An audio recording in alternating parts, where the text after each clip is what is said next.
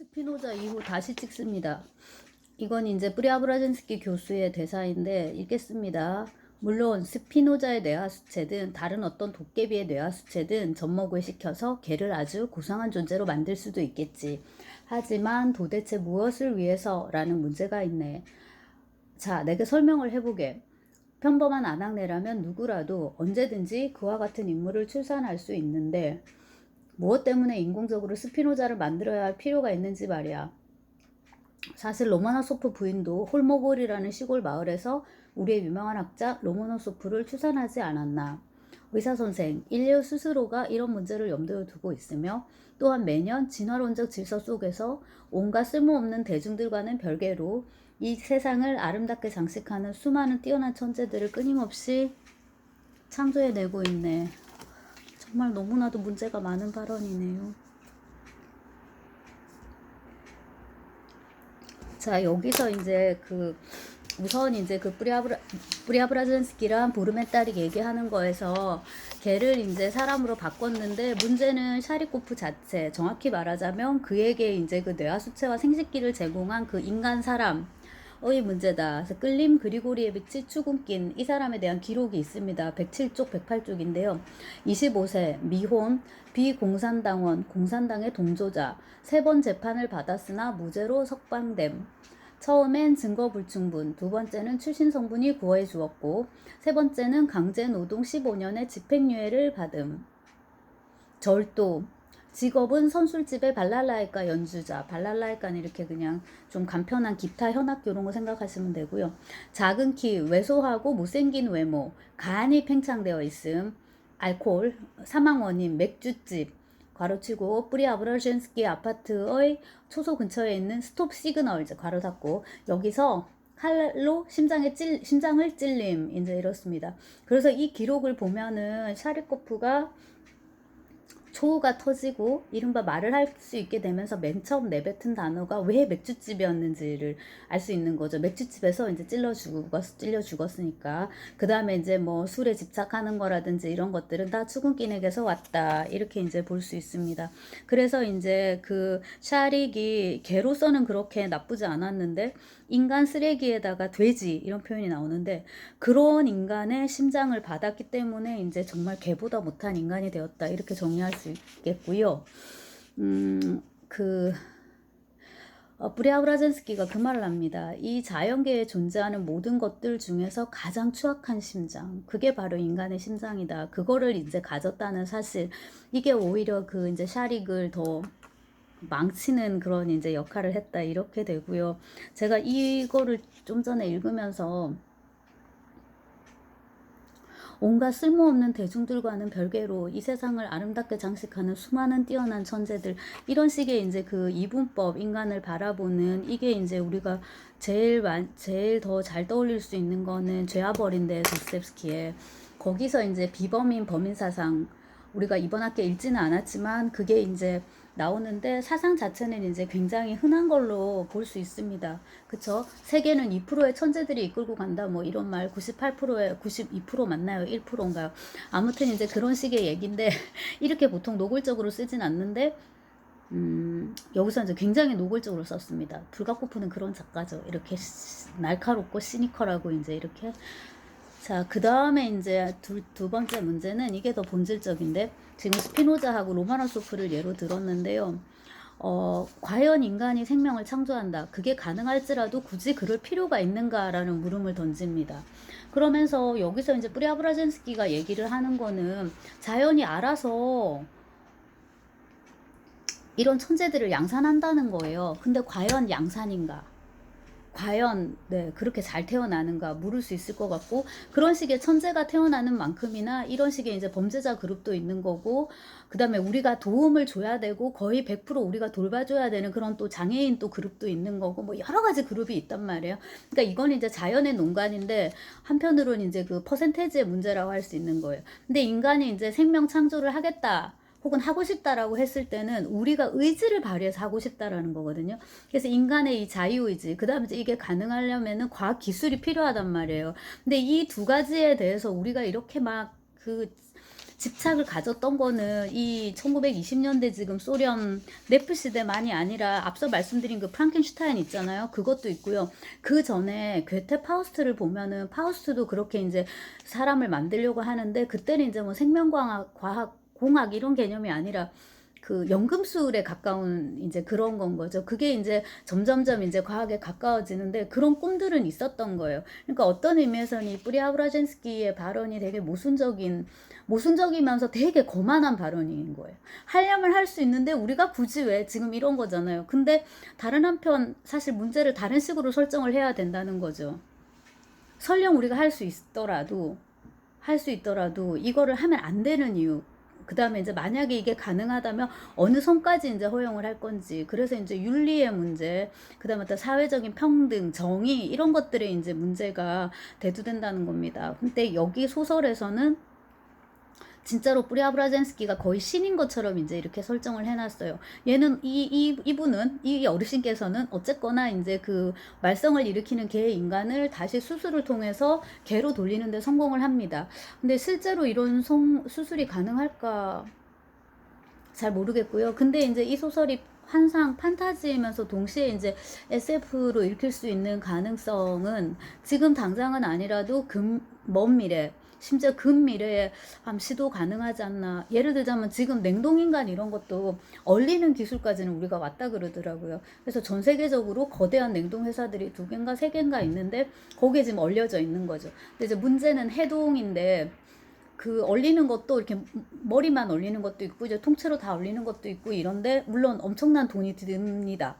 얼리는 것도 힘들지만 그 언 상태의 그 뭐라 해야 될까 그 존재를 이제 이렇게 보관하는데도 또 엄청난 비용이 들기 때문에 근데 이제 여하튼 그런 걸 보면 이제 그 여러분 공각기동대라는 아주 훌륭한 애니메이션을 아실 텐데요. 고스트 인 더 쉘, 그 껍질 속에 있는 우리의 고스트 유령? 영혼? 그거를 이제 생각하게 되고 과연 나를 나이게끔 하는 뭐는 무엇인가 이제 이런 생각도 하게 되고 여러 가지 생각을 하게 되는데 여기에 또 덧붙여서 불가코프는 굉장히 명민한 작가였구나 이런 생각을 하게 되는 지점이 속물성에 대해서 계속 얘기를 하잖아요. 뭐 돈, 의식주 막 이런 것들에 대해서 되게 얘기를 하는데 뿌리아브라젠스키가 개 인간을 개로 다시 돌리는 수술을 함에 있어서 100% 과학만 생각하지 않아요.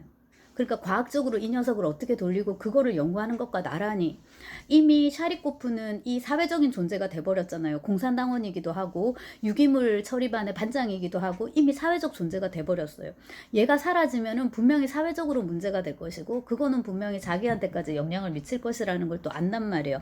그래서 이 실험을 그러니까 2번째 수술을 하기에 앞서서 보르멘타라고 이렇게 대화를 나누는데 자네도 출신 성분이 좀 변변치 않지 않나? 뭐 이런 식으로 말을 애둘러서 꺼내요. 그리고 이제 보르멘탈의 아버지가 판사든가 이제 이런 거예요.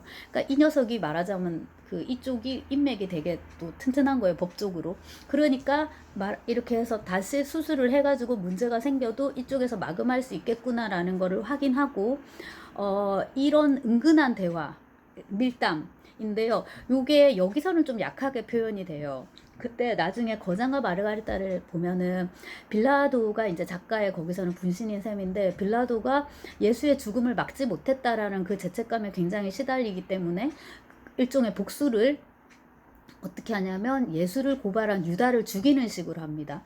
근데 아프라니우스를 불러가지고 이제 자객이죠. 닌자같이 그렇게 자객을 불러갖고 야, 너 가가지고 유다를 죽여 이런 식으로 말을 하지 않아요. 유다라는 사람이 뭐 요즘 어떻게 지내나? 아, 뭐 그 사람이 마음에 든 여자가 있다고? 아, 그래? 그 여자랑 언제 만나나? 아, 그런가? 그러면은 도시 외곽이네? 혹시 그 예수를 추종하던 사람들 중에서 예수의 죽음을 굉장히 안타까워해서 복수하려고 하는 사람이 있지 않을까? 유다를 찔러 죽이려는 식으로. 글쎄, 그게 쉬울 것 같지 않은데, 하지만 외곽이라면 그런 걸 시도할 그런 사람도 있을 것 같고, 자네는 빨리 가서 그 사건을 맡게. 이런 식으로 얘기를 하는데, 사실은 그게 반대의 코드인 거예요. 유다가 여사 하니까 너가 가서 조용히 찔러 죽여라. 이제 이런 식이거든요. 근데 그 부분도 되게 은근하게 잘 썼는데, 여기서도 그렇더라고요. 그러니까 2가지가 강조될 수 있을 것 같습니다. 글 쓰는 재주, 불가코프에. 그 다음에 이제 그 2번째가 이 뿌리아브라젠스키의 명민함을 다각도로 보여주는 거죠. 과학적인 측면과 나란히 현실적인 측면을 이제 같이 보여준다. 이것은 작가가 막말로 볼 꼴 못 볼 거를 너무 많이 본 거잖아요. 그 우아한 고도 옛 도시인 키예프에서 태어나 가지고 혁명이니 내전이니 이런 것 때문에 피를 너무 많이 봤단 말이에요. 그다음에 인제 살아남는 것의 문제. 살아남으려면은 단순히 이 뭐야 옳고 그름 법대로 이 FM대로 해서는 안 된다는 거, 이런 것도 인제 다 체험을 한 거고, 이런 식의 어떤 처세술, 약간의 권모술수라고 우리가 부르는 그런 것들도 조금 필요할 수 있다는 거를 여기서 또한 뿌리아브라젠스키 교수를 통해서 보여주는 것 같습니다. 그리고 이제 수술이 끝났죠. 당연히 그 주택위원회에서 찾아와가지고 샤릭 어딨냐고, 샤리코프 어딨냐고. 제가 수술한 걔를 말하는 거냐? 걔가 말을 했었나? 말을 했다고 해가지고 걔가 인간이 됐다는 걸 뜻하진 않지. 뭐 이런 식으로 얘기를 합니다. 그래서 이 부분도 거의 그 고골에 코하고 꼬발료프가 나누는 대화하고 이제 비슷한 그런 이제 느낌을 줍니다. 그러니까 변신 자체, 이런 환상 자체에 대한 우리의 그 호기심, 관심사를 아주 다른 차원으로 이월시키는 거죠. 과학은 아직 동물을 사람으로 변화시키는 방법을 알지 못한다. 그리고 나의 시도는 보다시피 실패했다. 개가 조금씩 말도 하기 시작하고 원시적인 상태로 변하기는 했지만 결국엔 뭐 이렇게 됐다. 이런 식으로 이제 과학의 그 전지전능함 이런 걸 이제 부정하는 쪽으로. 근데 굉장한 역설은 뭐냐면 사고를 수습하는 것도 결국 뿌리아브라젠스키의 과학이에요. 그러니까 이제 이 사람은 진짜로 막 에이스인 거예요. 작가의 분신이니까 이제 젊어서고, 예, 그렇게 이제 이제 끝을 내서 되게 어떻게 보면 이제 문제가 좀 단순하게 해결되지 않았나라고 생각할 수 있는데, 조금 소설 바깥으로 나와서 불가코프의 시각에서 이걸 조금 더 바라보면, 그러니까 이제 이런 식의 인간 창조의 테마, 근데 그 생명을 창조하는 거, 개하고 인간의 문제를 프로레타리아 부르주아 문제로 이제 또 확장을 시켜서 사회적인 관점에서 이제 보도록 한단 말이에요, 이 소설이. 그래서 이제 결과적으로 인간이냐 동물이냐, 나중에 이제 생각해보면 인간이냐 AI냐, 그 다음에 우리가 신화 속에서 봤던 그런 것들, 동화 속에서 봤던 것, 당군이냐 호랑이 곰이냐, 그 다음에 또 뭐예요? 뭐 피노키오냐, 제페토 아저씨냐, 할아버지냐, 이런 식으로 그 이분법보다는 이렇게 서로 다른 존재들이 이 세계 안에서 얼마나 조화롭게 살 수 있느냐, 어떻게 하면은 서로 괴롭히지 않고 서로 그 존재를 참아가면서, 예, 아주 마음에 안 들지만 그냥 참는다 이렇게 서로 신경 안 쓰고 이제 각자 어느 정도 자기 할 일 하면서 이런 식으로 이제 살아갈 수 있는 그런 방법, 이런 걸 이제 모색해야 되지 않나라는 식의 메시지를 조금 던지는 것도 같고요. 또 하나는 제가 아까 강조했듯이 개 심장보다 인간 심장이 더 무섭다 라는 대목에서 표현되는 인간 종으로서의 인간을 바라보는 작가의 이 부정적인 시선, 부정적인 쪽으로 굉장히 날카로워진 이 시선입니다. 그래서 이게 예를 하나 들어보면 다리아 페트로브나가 부엌에서 요리를 하는데요. 꿩을 그녀는 폭이 좁고 날카로운 칼로 힘없이 늘어진 들꽁의 머리와 발을 자르고 격분한 사형 집행인처럼 뼈에서 살을 발라내고 내장을 파내더니 고기 다지는 기계에 넣고서 막 돌려요. 그 와중에 이제 샤릭은 그 떨어져 있는 꿩의 머리를 막 이렇게 뜯어 먹거든요. 근데 이제 막 그 불이 막 활활 타오르는데 그 벽난로에 그게 진짜 지옥불 같다 이런 식의 이제 묘사가 나오고요. 이 장면에 바로 이어가지고 이제 뿌리아브라젠스키가 샤릭을 잡아다가 털 벗기고 두개골 깨고 뇌수 잡아 뜯고 거기다 사람 뇌수 집어넣고 막 이렇게 뇌하수체 집어넣고 수술을 한단 말이에요. 그래서 바로 유비가 되시죠, 그죠, 여러분? 그렇고 그 다음에 이제 요 장면에 나타난 것 자체도 이 잘려진 들꽁의 머리를 뜯어먹는 이 개샤릭이나 이렇게 하는 인간이나 크게 이제 다를 바 없다라는 식의 그 인간에 대한 굉장히 잔인한 어떤 시각, 그런 게 보입니다. 근데 이런 부정의 파토스는 역시나 불가코프가 젊었기 때문에 이렇게 이제 우세한 거고요. 거장과 마르가레타에 가면은 이제 이런 식의 거칠고 폭력적이고 음란하고 이제 이런 요소를 가진 인물군이 있는 반면에 또 되게 낭만적으로 이렇게 묘사된 되게 고고하고 뭔가 지적이고 고뇌하고 또한 도덕적이고 윤리적이고 적어도 그렇게 살려고 하는 또한 그런 인간 그룹들이 있고요. 궁극으로는 이제 그 불가코프도 신에게로 향하도록 하는 이제 그런 소설을 쓰게 되는 것이죠. 여기까지 합니다.